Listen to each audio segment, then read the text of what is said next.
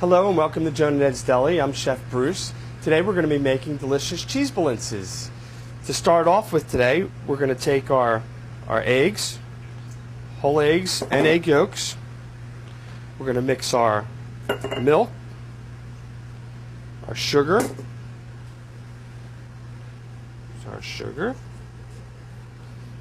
and a pinch of salt, and our oil. Okay, so we're going to mix this up so it's blended well.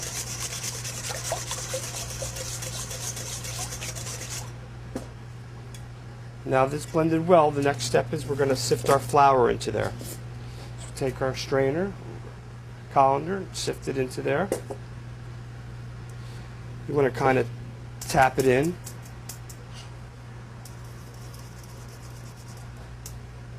Once that's in, you want to blend it together. If it becomes a little thick, that's what the water's for. We're going to add the water to thin it out. But we're going to blend it all together first until it's a nice, even, consistent batter. And we're going to strain it afterwards anyway to make it nice and smooth. So we have a thick batter here. So we're going to take our water. We're going to add half the water and see how that works.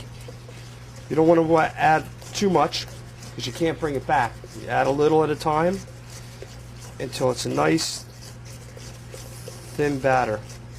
Then we're going to set it in the fridge. That looks good. It's nice and loose. So we're going to take our strainer again and we're going to pour our crepe batter right into here. Make sure it's whisked in nice. And then we'll set it in the fridge for about 30 minutes, 45 minutes, till we're ready to use it. Okay, now that our crepe batter's in the refrigerator waiting for us, we're going to make the filling for the crepes. Very easy. We're going to start off with our farmer's cheese. Farmer's cheese is it's a mix between a ricotta cheese and a cottage cheese. Essentially, it's the texture that's the difference. You really wouldn't notice much of a flavor difference between cottage cheese and farmer's cheese. And we're going to mix our three cheeses together. Farmer's cheese, cream cheese, and cottage cheese. Then we're going to add our sugar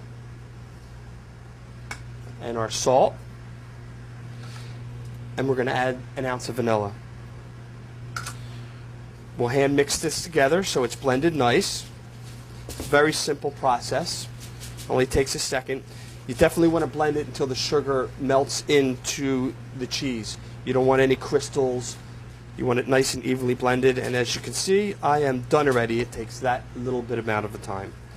Now what we're going to do is we're going to grab our crepe mix and we're going to start making our crepes.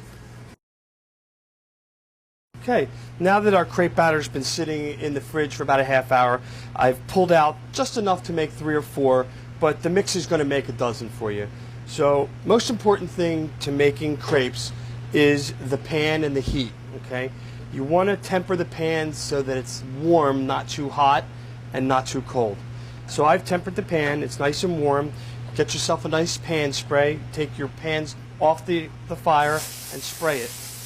You have a nice spray, it sprays dry on there, and then you pour the crepe batter in and you swirl it around so it's nice and even on the bottom of the pan. A little more if you need. If you have a ladle at home, you could use that. And you just let it rest on there. You don't need to flip the crepe, you only need to cook one side. Make sure it's cooked full. You'll know it's completely done as you look at the egg start to solidify. And then we'll use the top part as the part you put the filling in. So this crepe is done. You just take it and slide it right off onto your plate. Okay, now that our crepes are made and our filling is finished, we're going to put it all together and make some great blintzes. Very simple. First thing we're going to do is we're going to take our crepe. We're going to lay it down nice and flat and even. We're going to take a little scoop. It's about 2-3 ounce scoop. Listen, if you like a lot of filling, you put a lot of filling. If you don't want so much filling, don't put so much. I like a lot of filling. So we're going to put a little bit more in there. Very simple concept. Fold it over, flatten it a little bit, fold in the sides, and roll it over. You have a beautiful crepe. Let's do it again. One more. Nice and flat. Take a nice big scoop, if that's what you like. Put it in there.